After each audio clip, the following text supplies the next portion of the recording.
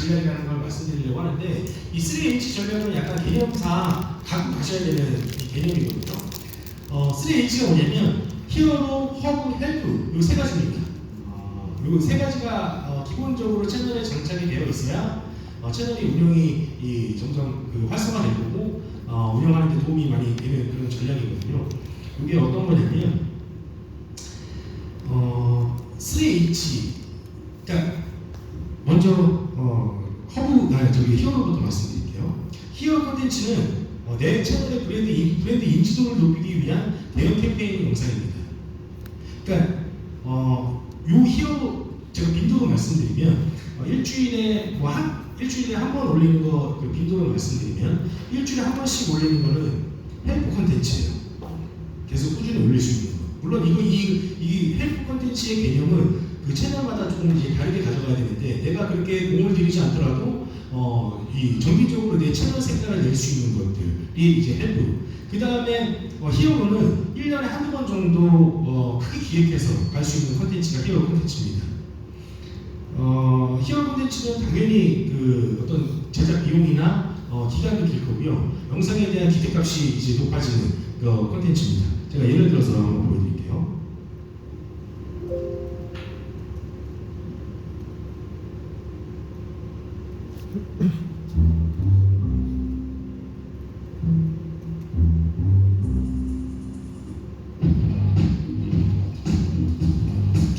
네, 이게 여행을 하시는 분인데 크루즈입니다. 크루즈 콘텐츠는 사실 우리가 1년에 이거 나가봐야 일반적으로 한두 번 나갈 수 있을 거고 그거를 기획해가지고 이제 만든 영상인데요. 이 영상 조회수가 154만 원이 나왔어요. 그러니까 이런 식으로 내 채널에서 한번 빵 끼게 할 수 있는 이 콘텐츠입니다. 네, 이런 식으로 어떤 특정 대형 콘텐츠 기획을 해서 그렇게 이제 만드는 게 이제 히어로 콘텐츠라고 보시면 되고요. 나중에 한 번씩 설명을 한 다음에 제가 개념을 나눠서 좀 설명을 해드릴게요. 그 다음에 히어로 콘텐츠의 특성 같은 경우는 대형 캠페인 영상이다. 그리고 제작 비용도 좀 들 수 있다. 그리고 감각적인 영상하고 스토리텔링을 해서 사람들의 많은 관심을 끌 수 있는 영상이다라는 것들입니다. 물론 내가 히어로 콘텐츠는요, 내가 꼭 가고 싶어서 보는 영상은 아니에요. 내가 이거를 그냥 보고 나중에 가야지 혹은 그냥 보고만 있어도 즐길 수 있는 그런 영상이어야 됩니다. 히어로 콘텐츠는요. 이번에는 콘텐츠의 장점, 브랜드 인지도를 높일 수 있다, 사람의 관심을 끌 수 있다, 이런 것들이고요.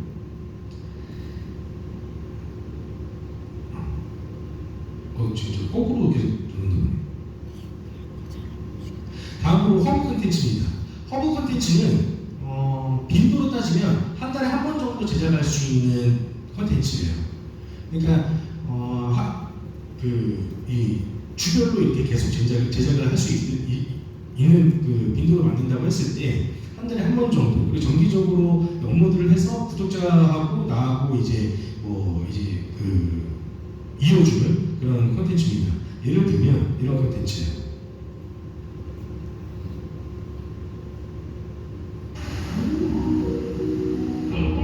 이건 일부러 제가 같은 채널에서 따왔습니다. 여기 채널에서 어떤 게 허브고 어떤 게 히어로고 어떤 게 헬프인지 말씀드리려고요. 자, 요거 같은 경우는 월별 가볼 만한 거, 7월에서 8월 최고의 여름 여행지라고 했는데 이런 것들을 한 달에 한 번씩 정도 제작할 수 있는 거죠. 7월에 다녀왔던 여행지에서 소리 좀 줄여볼까요?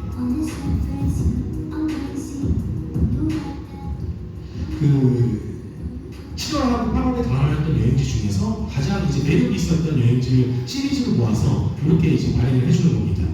근데 이런 것들이 구독자분들이 상당히 좋아해요. 저도 이제 월별 가볼 만한 콘텐츠로 과거부터 계속 제작을 하고 있는데 내가 이제 여행을 가려고 그러는데 계절감과 맞지 않으면 내가 갔을 때 또 다르지 않을까라고 이제 생각할 수도 있고 해서 이제 월별 여행으로 간다 그러면 여행 콘텐츠를 만든다고 하시면 이런 월별로 가볼 만한 콘텐츠를 만들어 보는 거는 되게 효율적으로 운영할 수 있는 방법이거든요.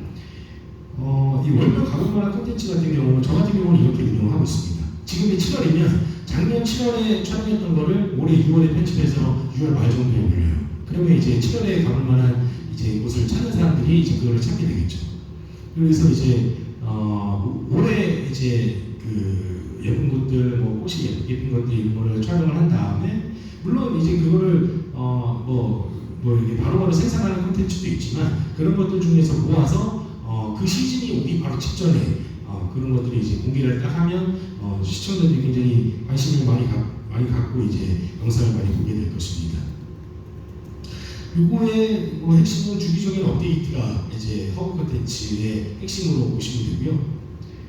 네, 구독자와 꾸준한 소통을 하면서 유튜브 알고리즘에 긍정적인 영향을 미칠 수 있습니다. 이렇게 되어 있는데 제 채널에서 뭐 저도 이제 그 히어로 콘텐츠라고 해가지고 약간 그 해외로 이제 뭐 여행지를 다녀서 그거를 이제 만들어서 했었던 경험이 있는데 돈이랑 이제 시간이랑 뭐 많이 들고 했는데 히어로 콘텐츠가 뭐 그렇게 항상 그 성공하는 건 아닙니다.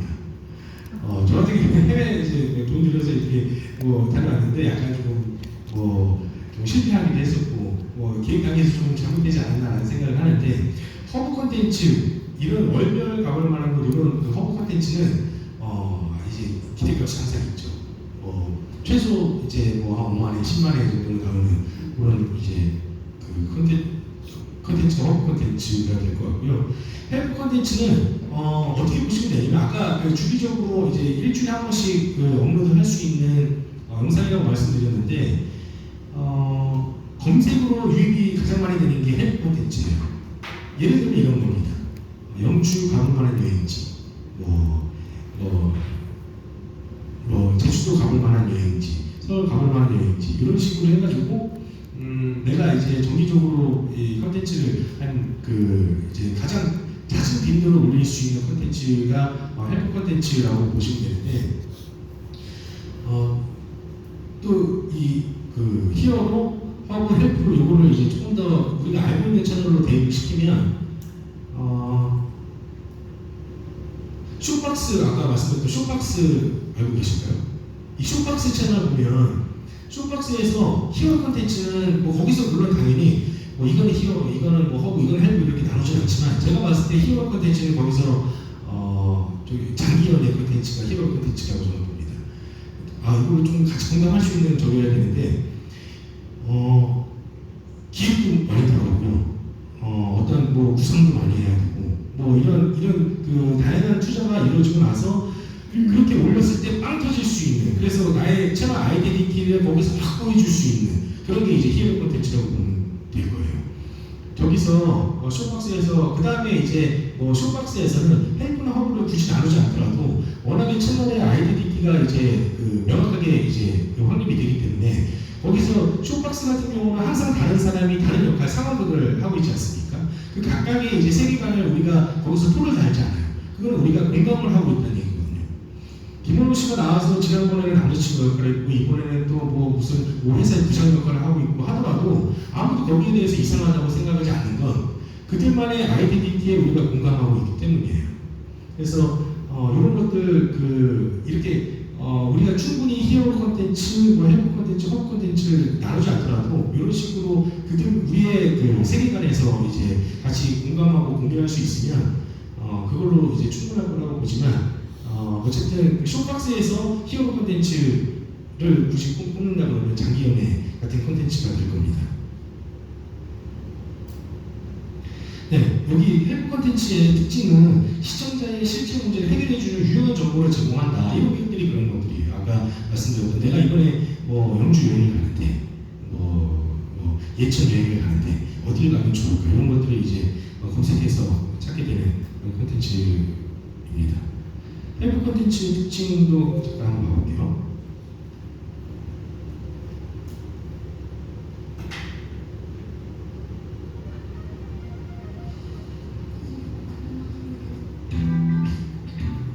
네, 이런 것들 이제 그 여행지 중심으로 이제 여기는 이제 여수 여행지를 이렇게 촬영을 해가지고 하셨는데 그 지역에 이제 여수 여행이 되면 1박 2일 여행 코스를 소개한다 이런 식으로 이제 만들어주는 영상이고요. 조회수는 64만이 정도 굉장히 잘 나오는 영상이죠.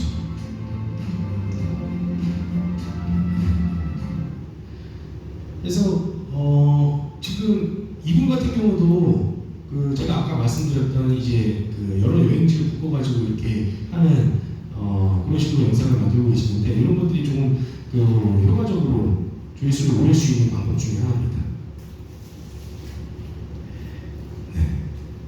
그래서 결국은 내가 정기적으로 한 1년에 한두 번 정도 만들 수 있는 히어로 콘텐츠를 하나 만들어주고 그 다음에 한 달에 한 번 정도씩 이제 끊어줄 수 있는 탑5, 베스트 10 해가지고 이제 할 수 있는 것들 좀 이제 제작을 해주시고 그 다음에 스팟별로 갈 수 있는 것들을 헬프 콘텐츠로 잡고 여행이라는 그런 식으로 잡고 가면 어떨까? 그러면 우리가 경북 지역에서 산림 지역에 히어로 콘텐츠를 만든다라고 하면 어떤 게 있을까요?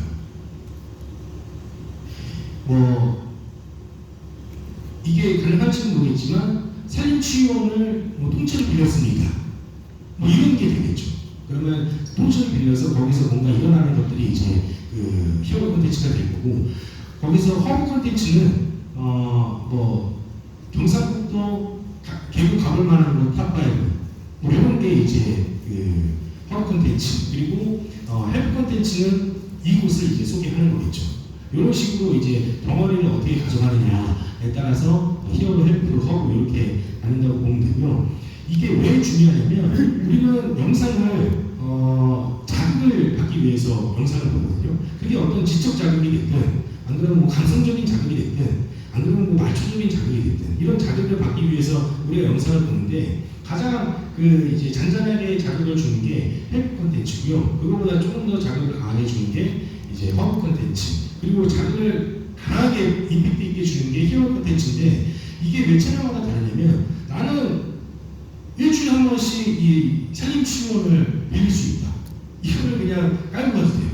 헬프 콘텐츠. 근데 이제 우리는 좀 더 이제 자극의 차이를 줘야 되는 이제 상황이다 보니까 우리가 일반적으로 계속 만들 수 있는 잔잔한 자극을 헬프, 조금 더 이제 묶어서 자극을 줄 수 있는 건 허브, 그리고 이제 강력한 자극을 히어로로 잡아가지고 기획을 하시면 될 겁니다.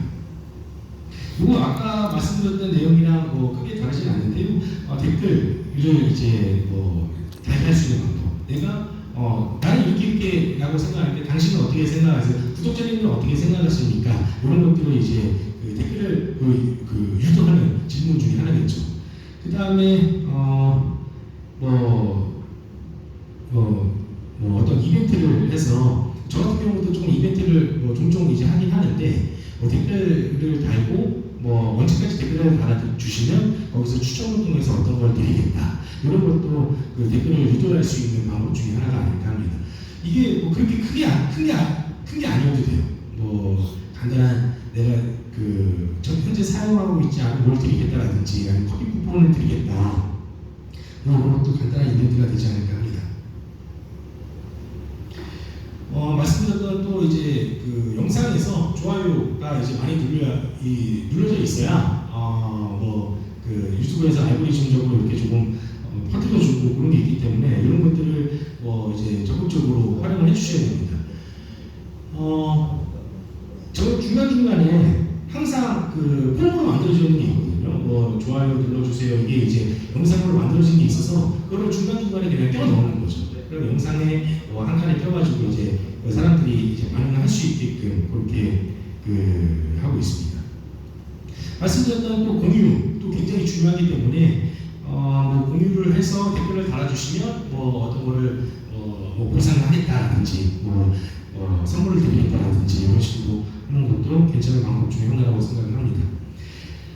자, 다음 드릴게요. 유튜브가 굉장히 강조하던 시스템이 있었거든요. 한 2, 3년 전쯤에 간담회 갔을 때는 쇼폼이었어요. 그때 유튜브에서 쇼폼은 후발주자였거든요. 선두주자가 틱톡이 있었고요. 그 다음에 인스타그램 릴스도 조금 굉장히 힘을 많이 넣고 있었고. 근데 트렌드는 쇼폼으로 가고 있다는 걸 유튜브가 한 2, 3년 전쯤에, 3년 전쯤에 간담회에서 굉장히 많이 강조를 했었고 자기네들이 여기다 리더들 많이 줄 거다. 그러니까 당신들 만들어라. 하고 이제 굉장히 유도를 많이 했었습니다. 지금은 굉장히 활성화되어 있어가지고 쇼폼을 많이들 하실 거예요.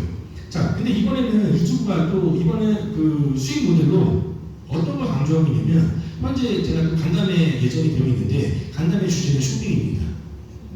유튜브에서 쇼핑 갖고 간담회를 한다는 거는 앞으로 여기다가 지원을 많이 할 거고 이쪽 시장이 많이 열릴 거라는 거예요. 지금 영상에다가 그 제품 등록할 수 있는 거 알고 계시죠? 이게 특정 조건이 되면 쿠팡이 됐든 안 그러면 카페24라고 하는 그 쇼핑몰이 됐든 내가 판매를 하고 있는 것들 동영상에다 깔 수 있어요. 그러면 사람들이 그 구독자분들이 영상을 보다가 그거를 구매를 하면 수익을 얻게 됩니다. 판매 금액의 6.8%가 쿠팡이고요. 그 다음에 내가 그 실제로 물건을 팔고 있다. 그러면 이제 그게 내 수익이 되겠죠. 요거를 유튜브가 굉장히 지금 그 힘을 많이 쏟고 있기 때문에 수익화를 지금 포커스를 어디다 맞춰야 되냐면 기본적으로 롱폼이 가야 되고요. 쇼폼도 장착이 되어 있어야 됩니다. 그 다음에 플러스 알파로 이제 쇼핑을 활용하시면 앞으로 조금 더 괜찮은 수익을 낼 수 있지 않을까 하는데요. 좀 더 자세하게 말씀드릴게요. 그리고 구독자 수익은 뭐 보기 페이지 광고 이게 결국은 저기죠. 그 조회수가 나오고 구독자분들이 그 광고를 보면 나한테 이제 그 할당되는 수익 그게 보기 페이지 광고고 쇼츠 피드 광고도 뭐 일정 수익 나한테 이제 그 수익이 이제 환원돼서 들어오게 되고 구독자 수 같은 경우는 이제 조건이 있죠.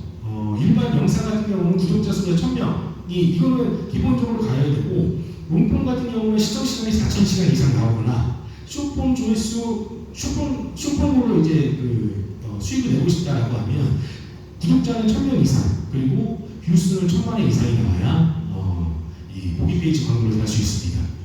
다음으로 두 번째로 수익을 낼 수 있는 수익 제도는 멤버십이 있는데요. 멤버십은 내 채널을 구독해 주시는 거예요. 내 채널 멤버십을 가입해 주시는 건데 여기에는 월간 내가 지정한 금액을 이제 지불하면서 그러니까 이제 그 채널 운영자가 지정한 이 비용을 지불하면서 월마다 이제 지불하는 그런 구독 시스템이 되는데요.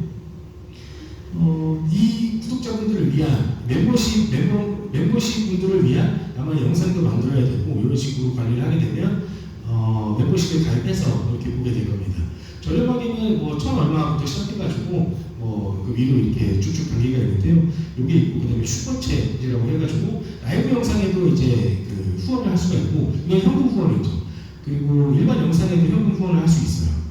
그래서 멤버십이 이렇게 되어 있고 또 이제 세 번째로 말씀드린 아까 조금 전에 말씀드린 카페24라든지 오픈마켓 쿠팡 같은 것들을 영상에 달 수 있습니다. 그러면 영상이 재생되는 동안에 그 밑에 이제 영상이 내가 달아놨던 제품들이 거기에 이제 노출이 되게 되고 거기서 구매를 할 수 있게 되는 거예요. 네, 쇼핑 판매 수익 제도 같은 경우는 뭐 내가 뭘 팔 수 있냐라고 이제 생각했을 때 나는 아무것도 팔 게 없는데 라고 이제 생각하지 마시고 나만의 아이덴티티를 갖고 있는 어떤 채널 로고가 들어간 뭐 티셔츠를 판다든지 모자를 판다든지 뭐 쇼핑백을 판다든지 뭐 이런 것도 할 수 있을 것 같고 그 다음에 조금 더 커지면 뭐 다른 브랜드와 협력해서 뭐 만든다든지 뭐 나만의 굿즈를 만들어서 판다든지 해서 쇼핑 판매 수익을 올릴 수 있습니다. 유튜브 파트너 프로그램 같은 경우는 내가 이제 자격 조건이 되면 유튜브에서 메일이 날라오죠. 그러면 여기서 신청을 해서 승인이 되면 그 다음부터는 거기서 수익화를 낼 수 있는 시스템으로 되어 있습니다. 자, 성공적인 유튜브 채널을 위한 이 팁인데요. 나만의 특별한 전문 분야를 이제 개발을 하셔야 됩니다. 꾸준하게 올릴 수 있는 것. 이게 굉장히 중요한 게 저는 제가 그 캠핑 가지고 이제 시작했다고 말씀을 드렸는데 저는 1년에 52주라고 그러면 한 48주 이상은 나갔어요. 그 결혼식이 있으면 결혼식 갔다 캠핑장을 갔습니다. 겨울에도 겨울에 항상 캠핑장 다니고요. 눈 오면 눈이 오니까 캠핑장 가고 비 오면 비 오니까 캠핑장 갔어요. 그래서 저는 캠핑 가지고 이렇게 시작했는데 나는 캠핑을 한 번도 해본 적도 없는데 캠핑 가지고 영상 해보겠다. 이거는 약간 굉장히 어려운 상황입니다. 그래서 내 주위에서 이제 활용할 수 있는 주제 가지고 이제 분야를 개발해서 운영을 해야 되고요.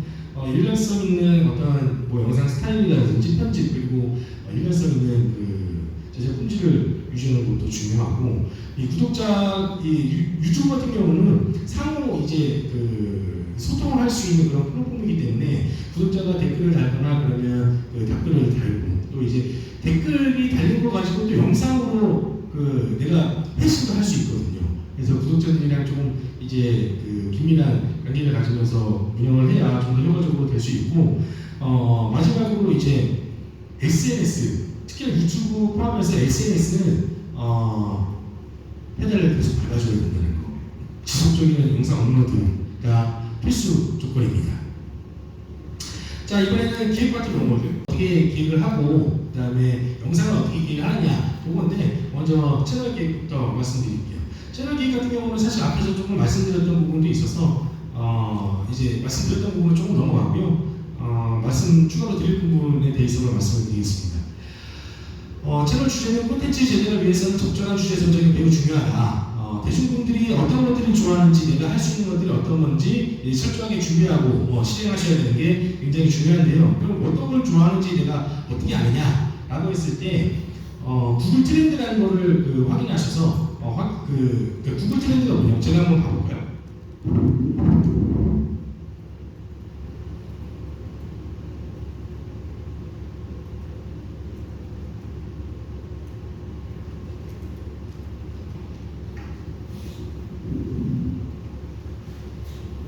구글 트렌드는 절대 양은 나오지 않아요.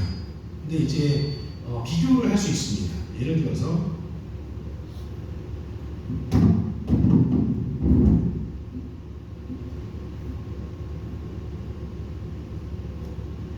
여행이다.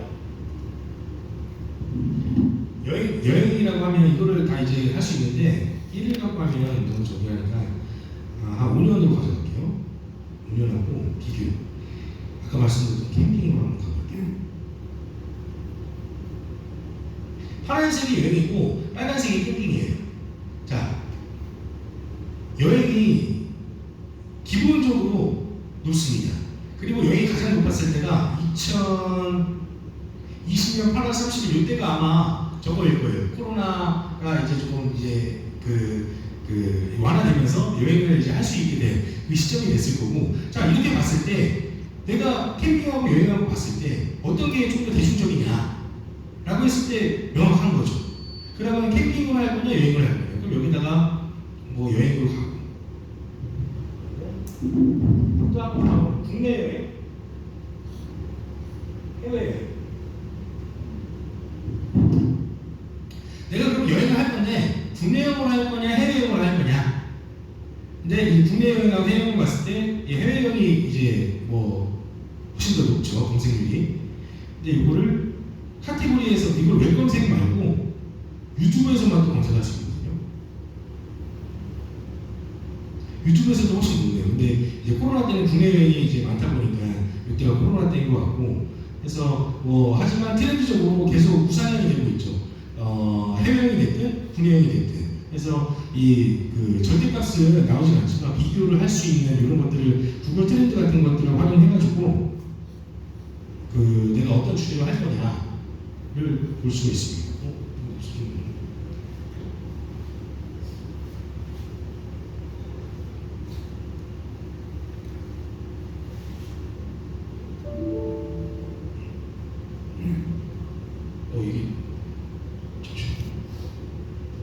이게 좀 더 대중적인 주제로 어떤 걸 하면 좋을지라고 이제 검색을 찾아보고 싶을 때 구글 트렌드를 활용하는 게 좋다라는 걸 말씀드리고요. 그 다음에 내 채널의 아이덴티티를 만들기인데요. 나만의 아까 말씀드렸던 쇼박스도 마찬가지지만 우리의 내 채널의 세계관을 만들어주는 겁니다. 내 채널에 오면 여기서는 여행지에 대해서 정보를 볼 수 있어. 내 채널에 가면 뭐 어떤 동사 기기에 대한 정보를 볼 수 있어. 이런 것들에 대해서 이제 아이덴티티를 만들어줘서 구독자를 이제 거기서 흡수를 할 수 있는 거죠. 다음으로 채널 브랜딩 같은 경우는 로고 디자인 같은 경우는요, 간단하게 할 수 있는 사이트들이 있어요. 정보를 좀 드리면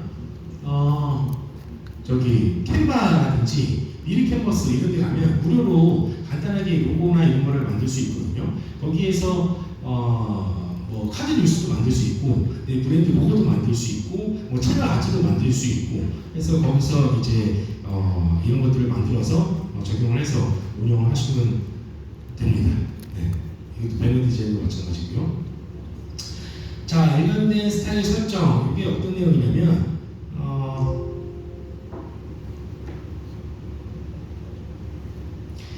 오사카의 상사들이라고 혹시 채널 보신 적 있나요?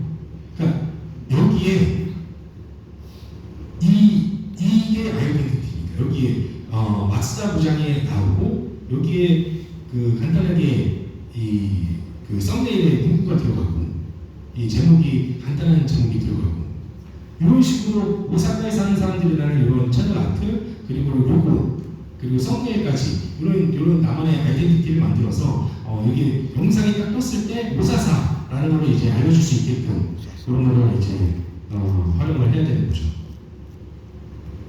뭐 폰트라든지 스타일 이런 것들도 이제 맞춰서 이제 운영을 해주십사 하는 거고요. 브랜드의 아이덴티티를 내 채널에 충분히 녹여가지고 일관성을 유지하고, 그리고 그 상황에 맞는 적절한 톤을 조절해서 나하고 구독자분들하고 이제 친밀한 관계를 유지할 수 있도록 그렇게 해야 됩니다.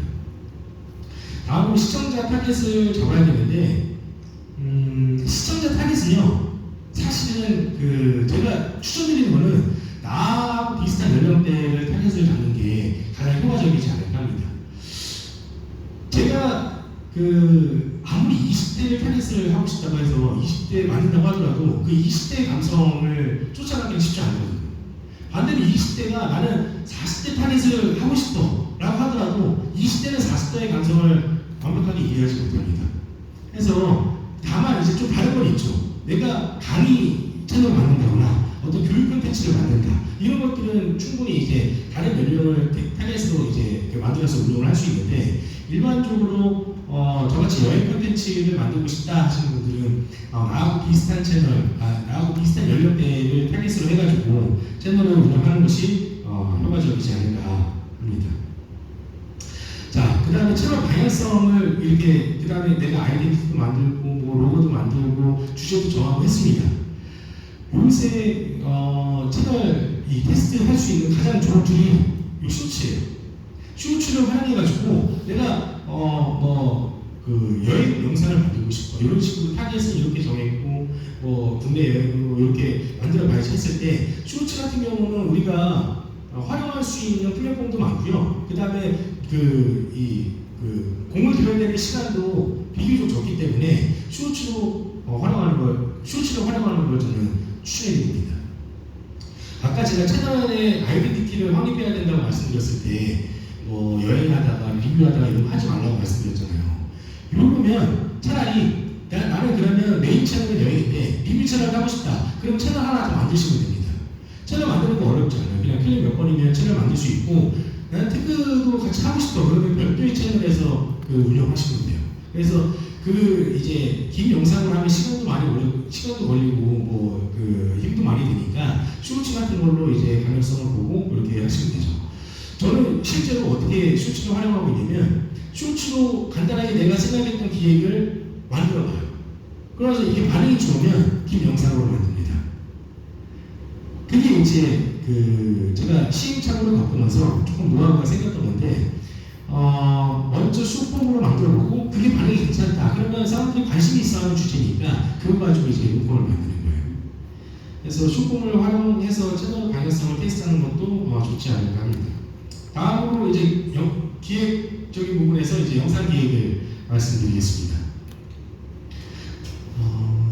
어떤 걸 좋아하는지를 이제 기획을 하시면 되는데, 가장 힌트를 얻기 좋은 건 제가 여기다가 자세하게 써놓긴 했는데, 가장 직관적으로 콘텐츠를 힌트를 얻을 수 있는 거는 임급동이에요.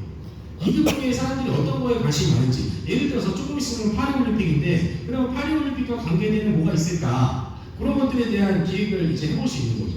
지금 여름이니까 여름철에 갈 수 있는 여행지라든지 특정 이 사람들이 관심을 가질 만한 요소들을 찾아야 되는 거예요. 아까 아까 제가 7월 가볼 만한 여행지를 허브 콘텐츠로 가져가야 된다고 말씀드렸는데 그게 사람들이 7월에 이제 관심을 많이 갖기 때문입니다. 내가 7월 여름인데 가을에 가면 뭐 좋을 만한 여행지를 아무리 이제 예쁘게 편집하고 이제 추천한다고 하더라도 그거는 사람들이 관심을 안 가질 거예요. 그래서 시청자분들이 어떤 거에 관심을 갖고 있는지 그런 것들을 좀 고려를 해가지고 만들어야 되고요. 네, 차별화 전략으로서는 이제 저는 여기서 그 쇼박스라는 채널이 몇 번 말씀드렸는데 굉장히 기획도 잘 되고 콘텐츠의 퀄리티도 굉장히 좋고 이거 그 쇼박스 영상은 제가 당연히 그 크리에이터 스튜디오를 보진 않았지만 영상 그 시청 유지율이 굉장히 길 겁니다. 조회수는 우리가 봐서 좋아요나 이런 거를 봐서 알지만 굉장히 지금 그 차별화된 콘텐츠를 만들고 있고 그렇게 운영하고 있는 채널로 저는 쇼박스를 보고 있고요. 쇼박스가 잘 되다 보니까 이제 유사 채널들도 굉장히 많이 늘어나고 있고 우리는 반대로 이렇게 생각할 수가 있어요. 잘 되고 있는 채널, 잘 되고 있는 콘텐츠가 있으면 한번 따라해보는 것도 좋습니다. 이거는 유튜브에서 그거를 따라한다고 제재를 한다거나 그런 것도 없고 내가 만들고 싶은 어떤 특정 타겟의 영상이 있다 그러면 한번 따라서 만들어 보세요. 썸네일도 마찬가지고요. 과거에 우리나라에 과거라기보다 이제 몇 년, 한 5년 정도 됐던 것 같은데 이 키즈 채널이 굉장히 성장했던 때가 있었어요. 막 몇백만 명, 몇천만 명까지 이제 쭉쭉 늘어났고 그때는 유튜브가 키즈 콘텐츠에 대해서 제재를 많이 하지 않을 때입니다. 지금은 키즈 콘텐츠에 대해서 제재하는 것들이 굉장히 많이 늘었는데 그때만 하더라도 제재를 많이 안 해서 키즈 콘텐츠가 굉장히 좀 많이 난무했던 때가 있었는데요. 그때 그것이 알고 싶다에서도 막 때리고 있었는데 해외 콘텐츠를 그대로 따라와서 이제 만든 거예요.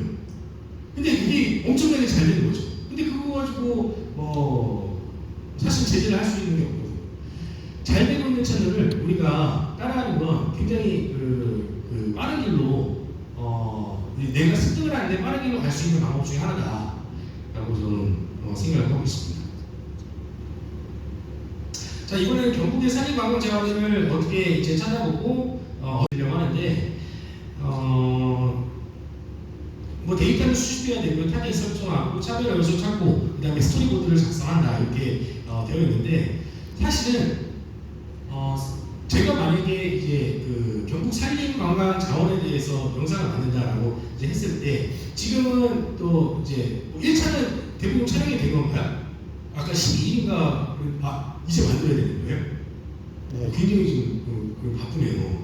12일 아까 제출 1차 영상이 12일 제출돼 있었는데 예. 저는 그래서 어느 정도 준비가 되고 있는 걸로 인지를 했었는데 그러니까 지금 1차, 2차 영상을 만들고 쇼츠를 만들어야 된다고 했잖아요. 근데 지금 여름이라서 제가 만약에 영상을 만든다면 한 2가지 정도 타겟을 이제 생각해 봤는데 그건 저 뒤쪽에 좀 적어놨는데요. 네.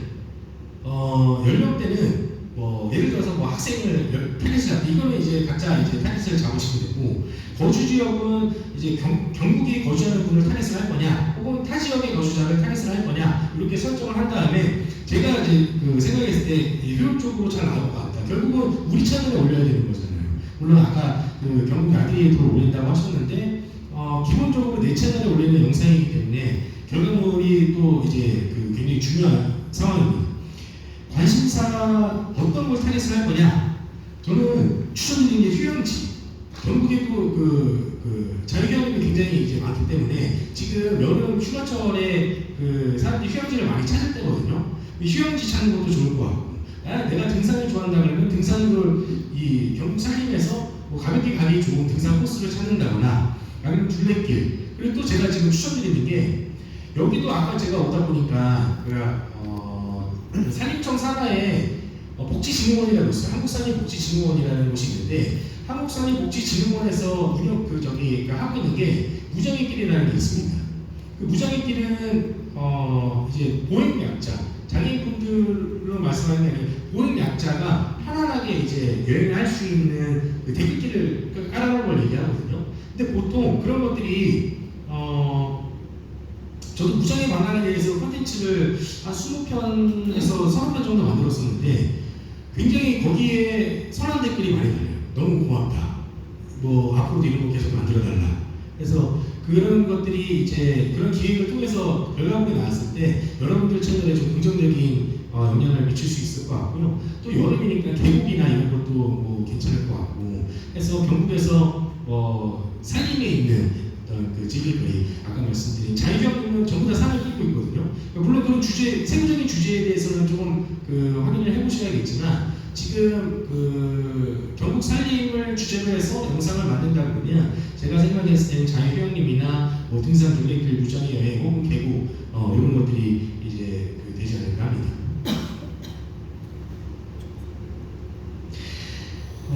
그래서 뭐 자유형님을 타겟으로 했다라고 했을 때 관리자분들을 뭐 인터뷰를 해가지고 뭐 한다든지 특정 타겟을 잡아서 영상을 제작한다든지 뭐 이렇게 붙이는 거죠. 가족들과 가기 좋은 뭐 경북 산림 여행지라든지 아니면 누구나 편안하게 갈 수 있는 무장의 여행지라든지 무장의 길이라든지 이런 식으로 해가지고 이제 특정 타겟을 잡아서 이제 참여 요소를 좀 찾으면 될 것 같고 또 뭐 이제 나만의 이제 편집 스타일을 넣어서 편집을 한다거나 뭐 고품질 음향을 넣어서 영상 퀄리티를 전체적으로 올린다거나 연속적인 시리즈를 제작한다거나 이런 식으로 좀 잡아가면 어떨까 합니다.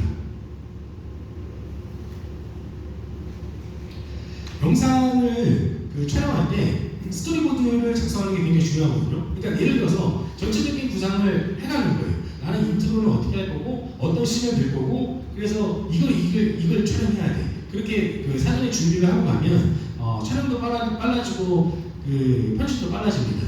그래서 스토리보드를 이제 조금 간단하게 글로 작성해도 되고 뭐 핸드폰에 그냥 작성해도 되는데 요건 넣을 거고 요건 넣을 거고 물론 그거는 사전에 답사는 뭐 베스트겠지만 요즘에 블로그 같은 데도 이제 정보가 이제 생생하게 되어 있으니까 이런 것들을 넣어서 내가 영상을 만들겠다. 그래서 그 스팟들을 찾아가지고 그 영상을 촬영하면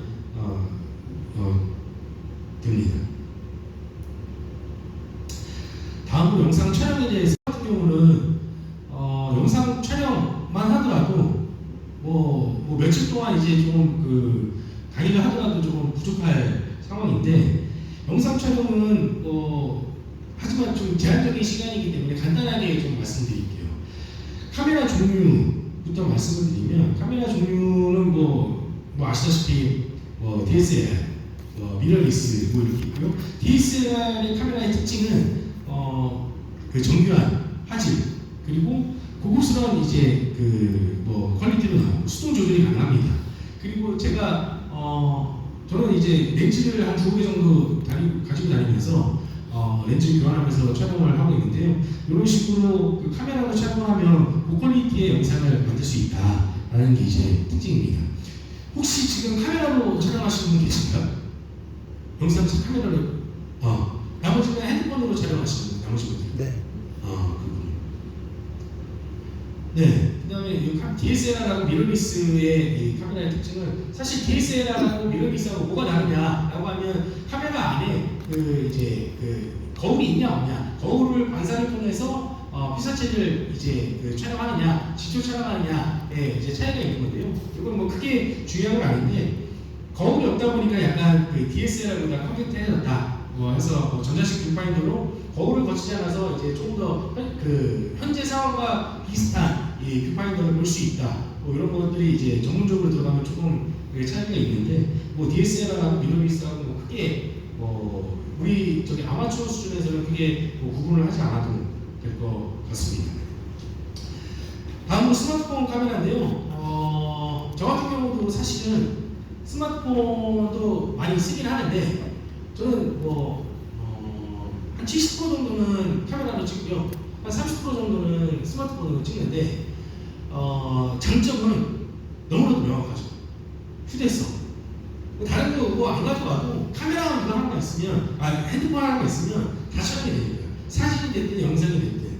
그리고 이제 심지어 지금 우리 같은 크리에이터 같은 경우는요 SNS에다가 이제 즉각적으로 좀 올리는 것도 좀 많이 필요한데 핸드폰으로 찍어서 활용을 하면 뭐 그런 SNS에 즉각적으로 올릴 수 있는 그런 장점도 있습니다.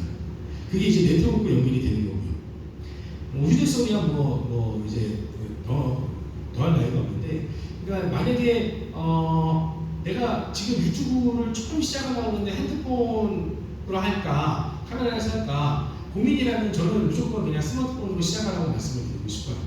그래서 그만큼 스마트폰의 성능이 많이 올라왔고, 그 다음에 이제 내가 조금 더 욕심을 부려서 이제 촬영을 하고 싶다라고 했을 때 이제 카메라로 이제 촬영을 하시면 되는데, 카메라로 촬영했을 때는 한 3가지 정도 장점이 있는 것 같아요. 첫 번째로 가장 큰 장점은 퀄리티입니다. 이 퀄리티, 이 카메라의 퀄리티는 핸드폰이 아무리 좋아도 따라올 수가 없어요. 그래서 이제 그 퀄리티. 두 번째로는 그 렌즈 조작성입니다. 조작성. 핸드폰은 조작하기가 대부분 이제 자동으로 되어 있어서 조작하기가 좀 불편하거든요. 그게 이제 수동으로 이제 찍어야 되는 상황들이 있어요. 어떤 초점을 맞춘다든지, 안 그러면 뭐 깊이를 맞춘다든지 이런 게 있는데, 핸드폰으로는 그게 물론 되긴 하지만 좀 불편하다. 그래서 이제 조작성이 있고, 세 번째로는 이제 우리가 이제 시사체나 이제 뭐 브랜딩 컨텐츠를 받았을 때 그것을 촬영할 때 핸드폰 들고 가는 것보다 카메라를 들고 가는 게 좋아하더라고요. 그래서 그 다음에 카메라 좀 이제 조작을 하실 줄 아시면 그 카메라 좀 들고 가면 그래도 이제 그 광고주분들이 좀 더 좋아합니다. 다음으로 마이크인데요. 마이크 굉장히 중요합니다. 제가 아까 말씀드렸는데 음향이에요. 물론 당연히 뭐 4K로 찍고 뭐 이제 영상 정보가 많은 4종 10bt로 찍고 뭐 이렇게 하면 훨씬 더 이제 퀄리티는 올라가겠지만, 마지막에 마침표를 찍는 건 마이크입니다. 음향이에요. 그래서 어떤 마이크를 써야 되냐, 채널에 따라서 어떤 뭐 ASMR이 되거나 아니면 내가 브이로그를 찍으면서 한다거나 할 수도 있다 보니까 마이크에 대해서도 간단하게 말씀드리면, 이게 다이나믹 마이크입니다. 다이나믹 마이크 같은 경우는 다이나믹 마이크는 내구성이 강하고요. 배터리가 이거 이제 무선이니까 이제 배터리로 되어 있는데, 이제 유선 같은 경우는 이제 배터리 없이 쓸 수 있는 거고, 뭐 가까운 소리를 생생하게 포착할 수 있는 그런 장점이 있고요. 자, 콘덴서 마이크. 콘덴서 마이크가 우리가 약간 ASMR이나 이런 거를 이제 할 때 콘덴서로 많이 써요.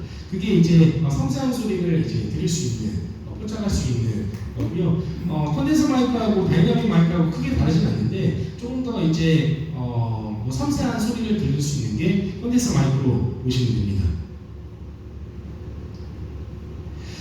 라빌리에 마이크라고 있는데요. 브이로그를 하시는 분이시라면 저는 라빌리에 마이크 쓰는 걸 추천해드려요. 우리가 어떤 방송국에서 쓸 때 이렇게 조그맣게 찍는 거 있잖아요. 이게 이제 라빌리에 마이크인데, 라빌리에 마이크는 핸드폰에도 이제 연결해서 쓰실 수도 있거든요. 근데 저렴한 거라도 라빌리에 마이크를 쓰면 수음 자체가 다릅니다. 외부 노이즈도 들키고요, 내 목소리도 생생하게 이제 전달할 수 있거든요.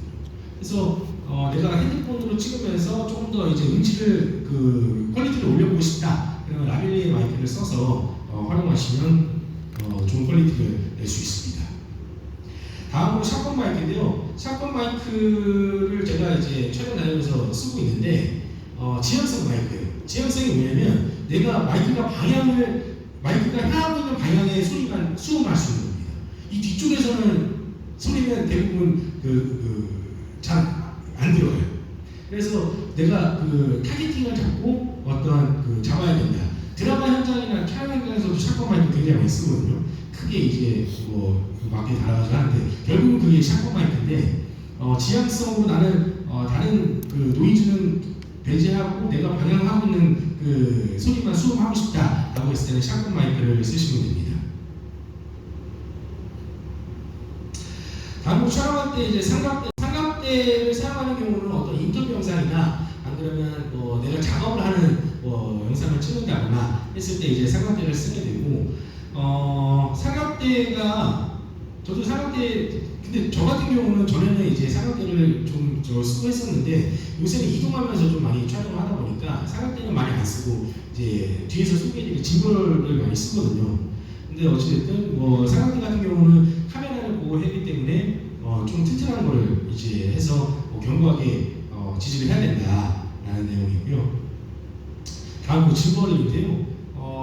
짐벌은 뭐 이 핸드폰도 마찬가지고 카메라도 마찬가지인데 우리가 영상을 찍을 때 그 굉장히 불편하게 느껴지는 게 영상이 흔들릴 때 좀 불편하게 느껴지거든요. 근데 물론 이거는 그 촬영에서 내가 긴장감을 극도화한다거나 뭐 이럴 때는 일부러 그 핸드헬드라고 해서 손으로 이제 뭐 떨림을 표현하면서 찍기도 해요. 근데 일반적으로 이제 좀 안정적인 영상을 우리가 편안하다고 느끼기 때문에 그 흔들리지 않게 촬영하기 위해서는 이 짐벌이 필요합니다.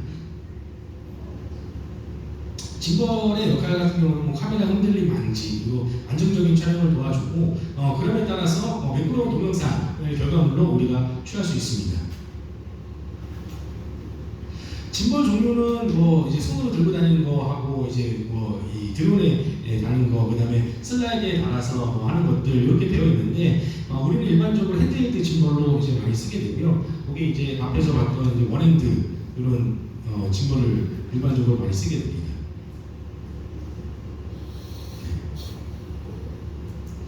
네, 짐벌은 뭐 동영상 할 때는 저는 그 영상을 촬영할 때 짐벌을 항상 들고 다녀서 저는 이거 하면서 찍거든요. 어떤 식으로 찍냐면 저는 촬영할 때 기본적으로 드론으로 이제 전체적으로 한번 찍어주고요. 그 다음에 이제 스팟별로 돌아다니면서 짐벌로 돌아다니면서 찍는 거예요. 근데 그게 왜 그렇게 찍냐면 여기가 어디다 우리가 드라마 같은 거 딱 보면 처음에 드라마 장소 안에 들어가기 전에 건물 배경샷부터 나오거든요. 그게 이제 여기가 어디다라는 걸 배경 설명해주고 그 다음에 이제 스튜디오 안으로 들어가서 그렇게 이제 저기 샷이 나오게 되는 건데 그래서 저는 드론으로 한번 나중에 이것도 뒷부분에 좀 있긴 한데요. 드론으로 좀 찍어주고 그 다음에 이 스팟별로 가서 찍으려면 짐벌을 들고 다니면서 이제 찍는 게 안정적인 결과물을 나올 수 있고요. 특히나 뭐 스포츠나 여행 이런 거를 촬영할 때는 짐벌이 거의 필수이지 않을까 합니다. 네, 다음으로 드론 촬영인데요. 드론 촬영은 저는 뭐 거의 필수라고 보는데 드론을 이제 띄워서 드론 같은 경우는 우리가 실제로 현재 보고 있지 않은 특별한 시선을 제공해주기 때문에 굉장히 매력적으로 느낄 수 있어요. 그래서 이게 요즘에 센서 드론이라고 해가지고 누구나 쉽게 날릴 수 있는 그런 드론들이 있거든요. 뭐 가격은 대략 50만 원에서 한 100만 원 정도 뭐 될 것 같은데 그런 드론을 좀 활용하시면 조금 더 이제 다채로운 영상을 만들어낼 수 있습니다. 여기 보면 여기 새로운 시점을 제공한다고 되어 있는데요. 우리가 항상 보는 그런 영상을 보는 것보다 좀 다른 시점에서 이제 영상을 보게 되면 좀 이제 흥미를 갖고 이제 영상을 볼 수 있거든요. 그래서 새로운 시점을 제공해주고 드론에는 이 짐벌이 기본적으로 장착이 되어 있기 때문에 부드러운 카메라 움직임을 받을 수 있고요. 조금 더 이제 다이나믹한 촬영이 가능합니다. 이렇게 했는데 사실 지금은 우리가 촬영할 수 있는 게 여름 시즌이라서 제가 뭐 봄, 여름, 가을, 겨울 뭐 이렇게 조금 준비를 했었거든요. 그래서 여름 위주로 어떻게 촬영을 하면 아름답게 촬영을 할 수 있는지를 먼저 보여드릴게요.